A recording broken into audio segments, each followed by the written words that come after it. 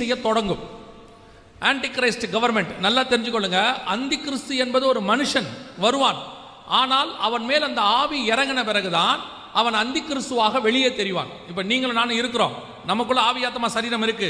ஆனால் பரிசுத்த ஆவியானவர் வந்த பிறகுதான் நாம் ஆவிக்குரியவர்களாக மாறுகிறோம். அது வரைக்கும் ஆவிக்குரியவர்கள் என்ன செய்யல, மாறல. இயேசு கிறிஸ்து பரிசுத்த ஆவியிலேயே பிறந்தவர், ஆனால் அவர் மேல் ஆவியானவர் வந்து இறங்கினார் அப்படின்னு இருக்கு. அதே மாதிரி தான் அந்தி கிறிஸ்துங்கிற ஒரு மனுஷன் இருப்பான், அவன் மேல அந்த ஆவி வந்து இறங்கும். இறங்கினாதான் அவன் அந்தி கிறிஸ்துவாக உலகத்துக்கு வெளிப்படுவான். அந்த ஆவியை குறித்து 2 தெசலோனிக்கேயர் 2ஆம் அதிகாரம் 3 முதல் 9 வசனத்தில் இருக்கு. வீட்டில் போய் வாசிச்சு கொள்ளுங்க. 3லேருந்து 9 வரைக்கும் இருக்கு. இப்போ இந்த ஆன்டி கிரைஸ்டுடைய கவர்மெண்ட் பூமியில தொடங்கும் பொழுது அல்லது ஆரம்பிக்கும் பொழுது எப்படி ஆரம்பிக்கும் அப்படின்னு கேட்டீங்கன்னா, ஒரு வெள்ளை குதிரையில் ஆரம்பிக்கும் அப்படின்னு இருக்கு. வெள்ளை கலர் என்பது உங்க எல்லாருக்கும் நல்லா தெரியும். வெள்ளை கலர் என்பது உலகத்தை பொறுத்த வரைக்கும் எதை குறிக்கிறது? சமாதானத்தை குறிக்கிறது. அந்த கவர்மெண்ட் புறப்படும் போது எப்படி புறப்படும்? சமாதானமாய் புறப்படும்.